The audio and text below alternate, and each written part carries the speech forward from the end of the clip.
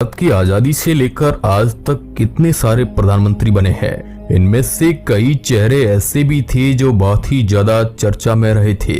आज हम आपको 1947 से लेकर 2022 तक जितने भी प्रधानमंत्री रहे हैं उनके बारे में आपको विस्तार से बताने वाले हैं।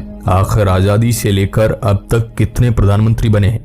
दोस्तों, आपको बता दें कि 1947 से लेकर 2022 तक 16 बार प्रधानमंत्री बदल चुके हैं।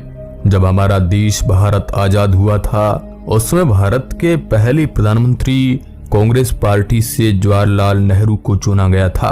15 अगस्त 1947 से लेकर 27 मई 1964 तक करीब 16 साल और 246 दिन तक जवाहरलाल नेहरू प्रधानमंत्री रहे।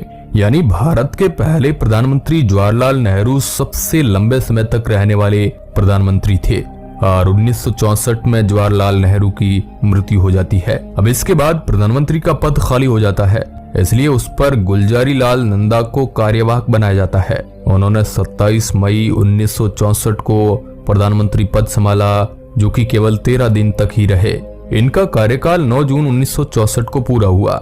नंबर 2, इसके बाद भारत के दूसरे प्रधानमंत्री बनते हैं लाल बहादुर शास्त्री, जो 9 जून 1964 को भारत के प्रधानमंत्री बनते हैं। इन्हीं के शासनकाल में 1965 का भारत पाकिस्तान युद्ध भी होता है। लाल बहादुर शास्त्री करीब 1 साल और 216 दिन तक प्रधानमंत्री रहते हैं। इसके बाद 11 जनवरी 1966 को इनकी मृत्यु हो जाती है। अब अचानक पद खाली हो जाने की वजह से फिर से 11 जनवरी 1966 को गुलजारी लाल नंदा को कार्यवाहक बनाया गया और 24 जनवरी 1966 को 13 दिन तक इन्होंने पद संभाला। नंबर 3, और इसके बाद भारत की तीसरी प्रधानमंत्री जवाहरलाल नेहरू की बेटी इंदिरा गांधी बनती है, जो कि भारत की पहली महिला प्रधानमंत्री थी। इंदिरा गांधी की पहचान भारत में एक दबंग प्रधानमंत्री की तरह थी, क्योंकि 24 जनवरी 1966 से लेकर 24 मार्च 1977 तक भारत की प्रधानमंत्री रही। इनका कार्यकाल करीब 11 साल और 59 दिन तक रहा। इतना लंबा कार्यकाल उनका 3 चुनाव के दौरान हुआ था। इंदिरा गांधी के शासनकाल में कई बड़े कामों को किया गया था।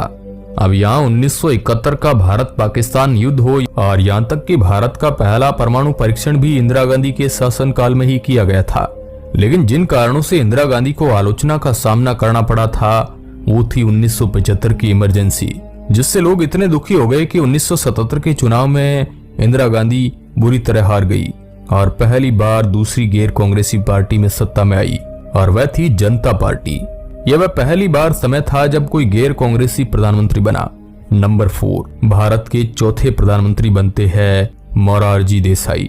24 मार्च 1977 से लेकर 28 जुलाई 1979 तक करीब 2 साल और 126 दिन तक प्रधानमंत्री रहे और फिर इन्हें इस्तीफा देना पड़ा, क्योंकि मोरारजी देसाई की सरकार गठबंधन पर आधारित सरकार थी और मतभेद की वजह से उन्हें इस्तीफा देना पड़ गया। नंबर 5, और फिर 5वें प्रधानमंत्री बनते हैं चरण सिंह, जो कांग्रेस पार्टी से तो नहीं थे लेकिन कांग्रेस पार्टी के बहुमत से बने थे, जिनका कार्यकाल 28 जुलाई 1979 से 14 जनवरी 1980 तक रहा। यानी करीब 170 दिन तक भारत के प्रधानमंत्री रहे, लेकिन कांग्रेस ने सपोर्ट वापस लेने से इनकी भी सरकार गिर गई। नंबर 6, फिर चुनाव होते हैं और 1980 में कांग्रेस पार्टी पूर्ण बहुमत के साथ सरकार बनाती है और इंदिरा गांधी को फिर से प्रधानमंत्री बनाया जाता है। इनका कार्यकाल 14 जनवरी 1980 से लेकर 31 अक्टूबर 1984 तक रहा, यानी 4 साल और 291 दिन तक, और 31 अक्टूबर 1984 को इंदिरा गांधी की हत्या कर दी गई थी। नंबर 7, और फिर इनके बाद 7वें प्रधानमंत्री बनते हैं इनके बेटे राजीव गांधी। राजीव गांधी भारत के सबसे युवा प्रधानमंत्री थे, जो मात्र 40 साल की उम्र में प्रधानमंत्री बन गए थे। इनका कार्यकाल 31 अक्टूबर 1984 से 2 दिसंबर 1979 तक था, यानी करीब 5 साल और 32 दिन।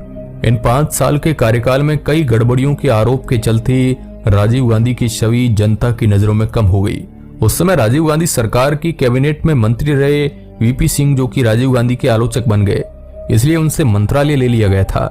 तो वो यहाँ पर वीपी सिंह कांग्रेस से इस्तीफा दे देते हैं और फिर उन्होंने बाकी विरोधी नेताओं के साथ मिलकर जनता दल बनाया।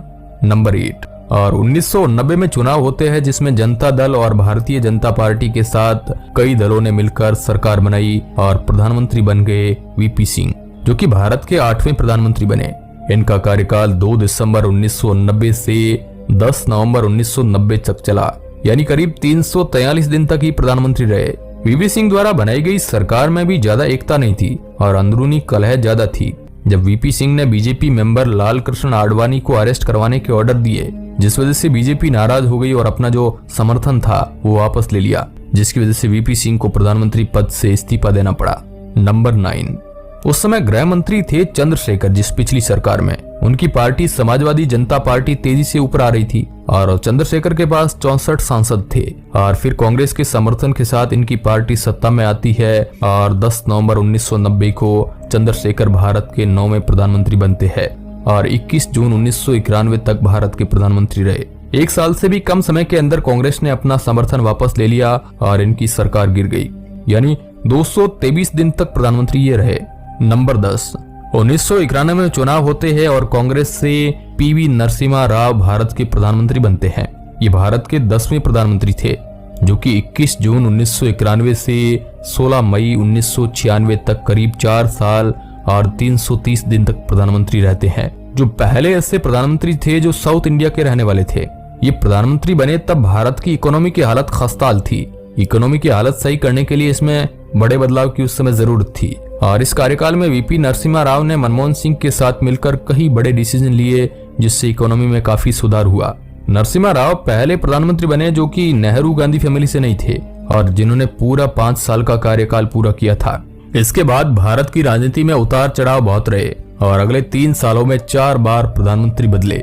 नंबर 11वें प्रधानमंत्री बनते हैं अटल बिहारी वाजपेयी, जिनका कार्यकाल 16 मई 1996 से 1 जून 1996 तक, यानी करीब 16 दिन तक ही ये प्रधानमंत्री रहे। बहुत छोटा कार्यकाल था, ये सबसे छोटा प्रधानमंत्री का कार्यकाल था। नंबर 12, फिर 12वें प्रधानमंत्री बनते हैं एचडी देवगौड़ा, जो कि करीब 1 जून 1996 से 21 अप्रैल 1997 तक करीब 324 दिन तक प्रधानमंत्री रहे। नंबर 13वें प्रधानमंत्री इंद्र कुमार गुजराल बने थे, जो कि करीब 21 अप्रैल 1997 से 19 मार्च 1998 तक, यानी 332 दिन तक ये प्रधानमंत्री रहे। नंबर 14, और फिर आते हैं भाजपा पार्टी से भारत के प्रधानमंत्री अटल बिहारी वाजपेयी, जो कि भारत के 14वें प्रधानमंत्री थे। इनका कार्यकाल 19 मार्च 1998 से 22 मई 2004 तक रहा, यानी करीब 6 साल और 64 दिन तक भारत के प्रधानमंत्री पद पर ये रहे। और उन्होंने अपने कार्यकाल में कई मुख्य कदम उठाए, जैसे कि इन्होंने पोखरण में 5 अंडरग्राउंड न्यूक्लियर वेपन टेस्ट करवाए, जिसकी वजह से अमेरिका जैसे ताकतवर देश भारत पर खुश नहीं और उनके भारत के खिलाफ हो गए। इन्होंने भारत पर कई इकोनॉमिक प्रतिबंध लगाने की भी कोशिश की, लेकिन उस समय भारत के साथ फ्रांस, रूस और कई ऐसी कंट्रियों का सपोर्ट था, जिसकी वजह से अमेरिका के इन प्रतिबंधों का ज्यादा फर्क नहीं पड़ा और उस समय अटल बिहारी वाजपेयी के इस फैसले की काफी प्रशंसा भी हुई। नंबर 15, और फिर 2004 में कांग्रेस पार्टी की सरकार आती है वापस और भारत के प्रधानमंत्री बनते हैं मनमोहन सिंह, जो कि 15वें प्रधानमंत्री थे। और 2009 में भी चुनाव होते हैं, उसमें भी कांग्रेस पार्टी की जीत के बाद मनमोहन सिंह फिर से प्रधानमंत्री बन जाते हैं।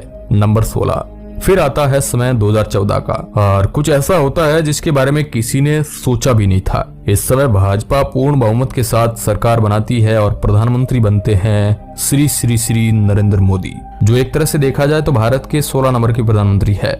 और फिर आपको पता ही है कि 2019 के चुनाव होता है, उसमें भी नरेंद्र मोदी की जीत होती है। तो कुछ इस तरह भारतीय राजनीति में प्रधानमंत्री बदले। और कैसा लगा आज का हमारा ये 1947 से लेकर अब तक प्रधानमंत्री की लिस्ट का ये वीडियो।